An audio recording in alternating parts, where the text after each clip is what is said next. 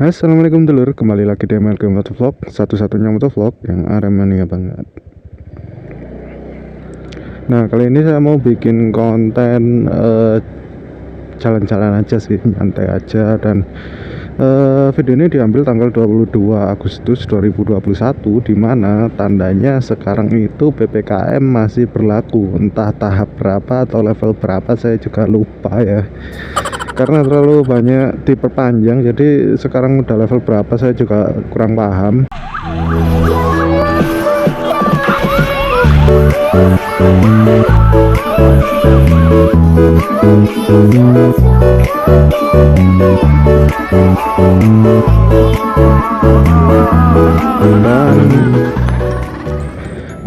Bagi yang belum tahu, PPKM di Malang itu kalau dulu itu menutup beberapa ruas jalan protokol, katanya alasannya untuk menghindari kerumunan atau mengurangi orang hilir mudik ketika malam. Nah, penutupannya itu jam 8 malam sampai jam entah ya sampai jam berapa, tapi kemungkinan sampai subuh, jadi nanti pagi dibuka lagi seperti biasa. Nah, salah satu jalan protokol yang ditutup ketika pemberlakuan PPKM terutama jam malam itu adalah kawasan Jalan Soekarno-Hatta. Nah, sekarang saya sedang menuju ke Jalan Soekarno-Hatta dan nanti kita lihat bagaimana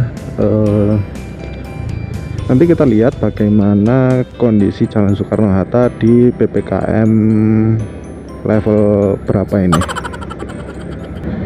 Intinya kalau saya nggak salah ingat ya, PPKM itu masih berlaku sampai tanggal 23 Agustus 2021 yang besok. Nah, sekarang masih tanggal 22, apakah sekarang sudah longgar atau gimana? Tapi setahu saya, kalau di kamera mungkin belum terlalu kelihatan ya, tapi di mata saya itu Soekarno-Hatta sudah lumayan ramai. Jadi ya bener sih, ada barriernya, ada pembatasnya seperti ini. Nah, kalian bisa lihat ini kalau dari arah Jalan Bunga Dewan Daru ya, itu ada penutup barriernya kayak gitu, pembatas jalannya. Nah, tapi seperti yang kita lihat, lampu jalannya mati, tapi banyak banget motor yang keluar masuk area Jalan Soekarno-Hatta. Jadi bisa dipastikan kalau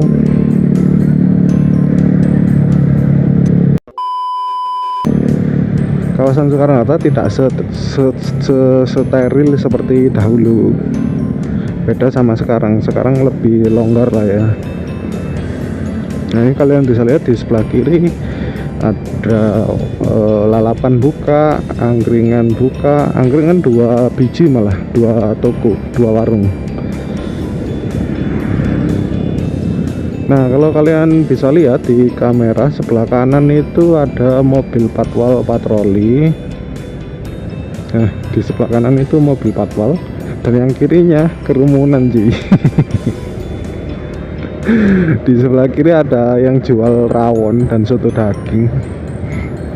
Di sebelah kanan kiri juga banyak banget orang jualan. Di Taman Krida lampunya terang banget, banyak banget orang jualan. Jadi intinya ya, PPKM kali ini itu cuma formalitas lah ya. By the way, sedikit disclaimer ya, bahwa video ini bukan dibuat untuk menjelekkan suatu instansi atau organisasi atau pihak manapun. Bukan untuk menjelekkan polisi atau menjelekkan pedagang. Ya, cuma jalan-jalan aja. Saya cuma ngomongin apa yang ada. Jadi intinya Soekarno-Hatta kali ini tidak lagi steril seperti dulu, bosku. Nah, di sini ada satu lagi mobil polisi. Ini video ini saya ambil hari Minggu malam Senin ya, bukan hari Sabtu malam Minggu. Hari malam Senin aja ramainya kayak gini loh. Gimana malam Minggu kemarin?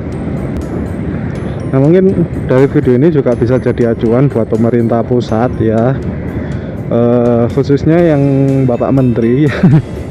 yang suka memperpanjang PPKM, ya lihatlah kondisi di lapangan, bosku. Saya pikir di lapangan juga terjadi seperti itu karena udah sama-sama jenuh ya, dari pihak yang bertugas untuk mendisiplinkan masyarakat maupun pihak yang didisiplinkan. Itu saya rasa sama-sama jenuh, sama-sama capek. Dan ya kita terhitung udah 2 bulan melakukan PPKM, sampai saya lupa level berapa sekarang, hampir 2 bulan penuh, mulai awal Juli sampai sekarang Agustus hampir habis itu masih PPKM. Jadi wajar aja kalau orang itu udah jenuh dan udah mulai memberontak ya untuk pedagangnya. Kalau nurutin PPKM terus ya mau sampai kapan gitu. Polisinya sendiri juga mau menekan masyarakat untuk terlalu disiplin juga sulit juga, karena dari sisi kemanusiaan ya memang nggak ada yang dapat bantuan gitu loh. Kecuali kalau udah dapat bantuan dan mereka masih ngeyel, nah itu beda cerita. Ya itulah sedikit kisah tentang PPKM ya. Sekali lagi saya tekankan, di sini saya bukan menjelekkan suatu pihak atau suatu instansi terkait, tapi sedikit memberikan gambaran saja bahwa sebenarnya memperpanjang PPKM juga harus dipikir ulang seberapa efektif untuk berjalannya PPKM ini gitu. Kan jadi mubazir kalau dari pusat menyuruh untuk melakukan PPKM. Bahkan sekarang itu cenderung pemerintah daerah tidak punya wewenang atas daerahnya sendiri gitu. Kalau yang saya lihat ya, semua diatur oleh pusat. PPKM, terus jam malam dan lain sebagainya itu hanya menunggu perintah dari pusat. Padahal seperti yang kita tahu, Indonesia itu luas dan kita mempunyai pemerintah daerah, tugasnya untuk ya selain meringankan pemerintah pusat, harusnya pemerintah daerah kan punya wewenang untuk memberi masukan ataupun mengatur wilayahnya sendiri, karena nggak mungkin semua daerah menjadi satu pusat komando di Jakarta gitu. Tapi faktanya di lapangan kita semua harus nurut ke pemerintah pusat, yang mana pemerintah pusat juga tidak tahu hal-hal yang seperti ini gitu. Harapan saya dengan membuat video ini adalah semoga pemerintah pusat mengembalikan wewenang yang seolah-olah direbut selama ini dari pemerintah daerah. Berilah sedikit pemerintah daerah itu wewenang untuk mengatur daerahnya sendiri, kapan mereka harus PPKM, kapan mereka harus melakukan penyekatan, dan kapan mereka harus memberlakukan jam malam. Karena sejatinya yang lebih tahu daerahnya itu tentu kepala daerah, bukan kepala pusat atau menteri atau presiden atau siapapun yang berada di Jakarta, bukan di Malang. Sekian vlog saya kali ini. Intinya semoga Indonesia menjadi lebih baik lagi.